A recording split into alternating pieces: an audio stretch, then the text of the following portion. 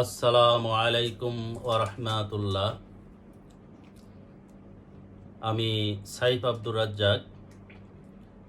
প্রিয় বন্ধুরা, এখন আমি কথা ও কবিতা পাঠের আসর পর্ব 12 শুরু করছি। এখন যে কবিতাটি নিয়ে আপনাদের মাঝে আলোচনা করব, কবিতাটির নাম পৃথিবীর নতুন মুখ। দেখুন, এই সমাজ বসবাসের অযোগ্য কাব্যগ্রন্থ থেকে নেওয়া হয়েছে। কবিতাটির নাম পৃথিবীর নতুন মুখ। কবিতাটি এরকম: আমি দেখব পৃথিবীর নতুন মুখ, সব ফুল ঝরে যাক, আবার ফুটুক নতুন কলি, দিক বিশ্বকে সালাম, শুরু হোক নতুন বিচরণ। দেখুন, এখানে বলা হয়েছে সব ফুল ঝরে যাক, ফুটুক, আবার ফুটুক নতুন কলি। সব ফুল ঝরে যেতে বলেছি, আবার ফুটুক নতুন কলি। এটা একদম রূপক অর্থে ব্যবহার করা হয়েছে, রূপক অর্থে বলা হয়েছে।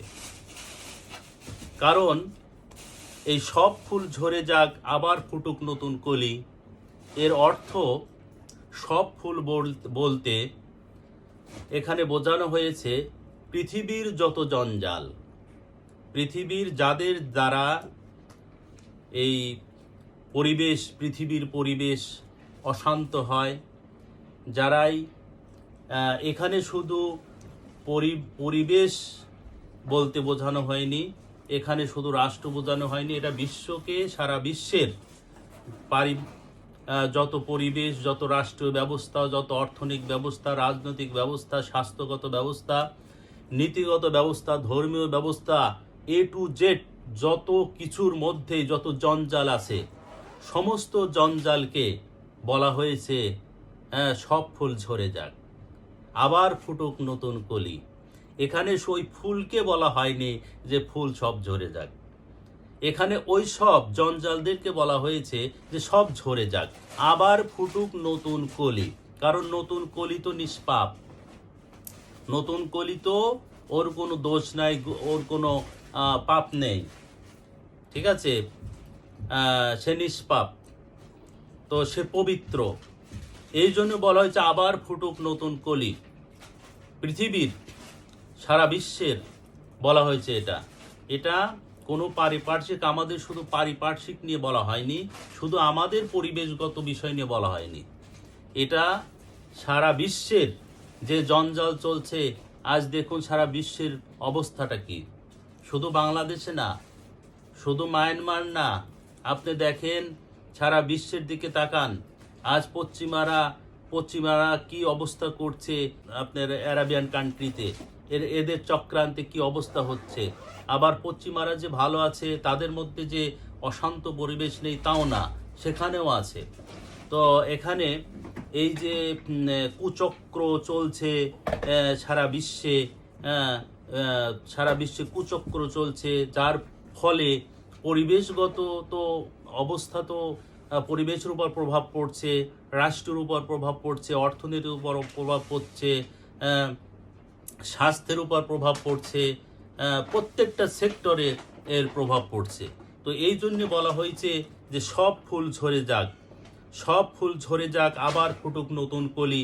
এটা লেখকের আবেগ থেকে বলা হয়েছে যে আমরা জঞ্জাল চাই না, এখানে পবিত্রভাবে সবাই থাকবে, সব কিছু পবিত্রতার সাথে এখানে বিচরণ হবে, সবার নীতিগতভাবে সবাই ভালো থাকবে, সুন্দর পরিবেশ থাকবে, পৃথিবীর সুন্দর থাকবে, এটাই তো সবার কাম্য।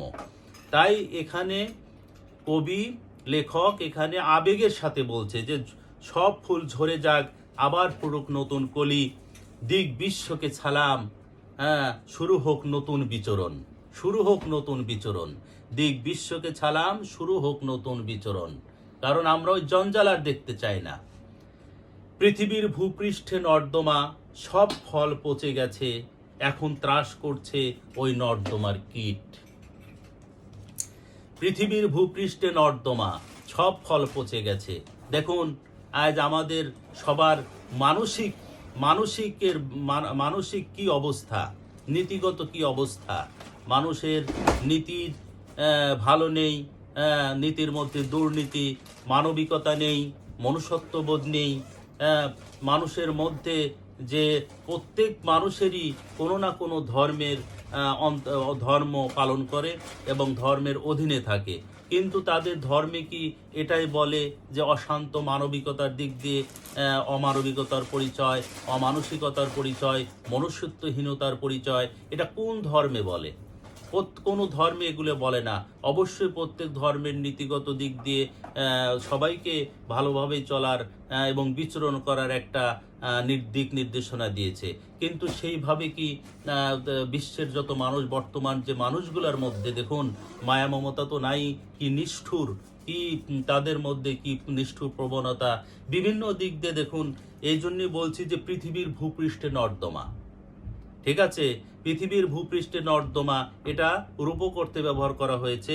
তারপর সব ফল পচে গেছে। তারপরে মানুষের মধ্যে মানবিকতা, নীতিগত দিক দিয়ে কোনো কিছুই ভালো নেই, ঠিক আছে।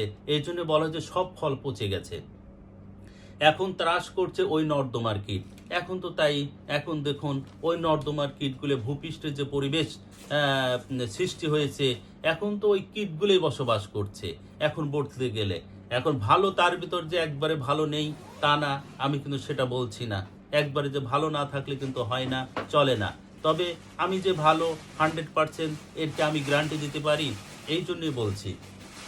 আচ্ছা, তারপরে বলা হয়েছে কি, ওই সূর্য নিভে যাক, চন্দ্রও মুছে যাক, এ পৃথিবী উল্টে যাক, অথবা সমস্ত সমুদ্রের পানি দিয়ে ধুয়ে যাক, হোক নব উত্থান, নতুন করে হোক নব উত্থান। দেখুন বলা হয়েছে, লেখক আবেগ নিয়ে বলেছে যে ওই সূর্য নিভে যাক, চন্দ্রও মুছে যাক, এ পৃথিবী উল্টে যাক, অথবা সমস্ত সমুদ্রের পানি দিয়ে ধুয়ে যাক, হোক নব উত্থান। ঠিক আছে, এখানে সূর্য তো মুছে যাবার নয়, চন্দ্র মুছে যাবার নয়, কিন্তু আবেগের কথা বলা হয়েছে কবির। এবং অথবা এই পৃথিবী উল্টে যাক, অথবা সমস্ত সমুদ্রের পানি দিয়ে পৃথিবী ধুয়ে যাক, মানে আবর্জনা সব পরিষ্কার হয়ে যাক, স্বচ্ছতা চলে আসুক পৃথিবীতে। আবার সূর্য, নতুন সূর্য আমরা দেখতে চাই, নতুন চন্দ্র আমরা দেখতে চাই। কেন দেখতে চাই? এটা আবেগের কারণে লেখক বলেছে, কিন্তু সেটা তো সম্ভব না, এটা আবেগের কারণে বলা হয়েছে। পৃথিবী উল্টে যাক, এটাও কি সম্ভব? এটাও সম্ভব না। অথবা সমস্ত সমুদ্রের পানি দিয়ে ধুয়ে যাক। তো তার মানে এখানে লেখক সমস্ত এই পৃথিবীকে একবারে স্বচ্ছতা দেখতে চেয়েছে। তার চোখ দিয়ে পৃথিবীকে সব দিক দিয়ে A to Z, প্রত্যেকটা সেক্টরে, প্রত্যেকটা বিষয়ে স্বচ্ছতা সে দেখতে চেয়েছে। এই জন্যই এই কথাগুলো বলেছে। নতুন করে হোক পৃথিবীতে ভোর, সব জঞ্জাল মুছে যাক, আমি দেখব পৃথিবীর নতুন মুখ। দেখছেন, লেখক এখানে পৃথিবীর নতুন মুখ দেখতে চেয়েছে, যে সব জঞ্জাল মুছে যাক, A to Z সব জঞ্জাল মুছে যাক। তো এই হলো এই পৃথিবীর নতুন মুখ কবিতাটির বিষয়বস্তু ছিল। হয়তো আরও বিশ্লেষণ করা যেতে পারত, কিন্তু ভিডিওর স্বার্থে অতটা সময় নেব না। তো আপনারা সবাই সুস্থ থাকবেন। এখানেই এই পর্ব শেষ করছি। আসসালামু আলাইকুম ওয়া রাহমাতুল্লাহ।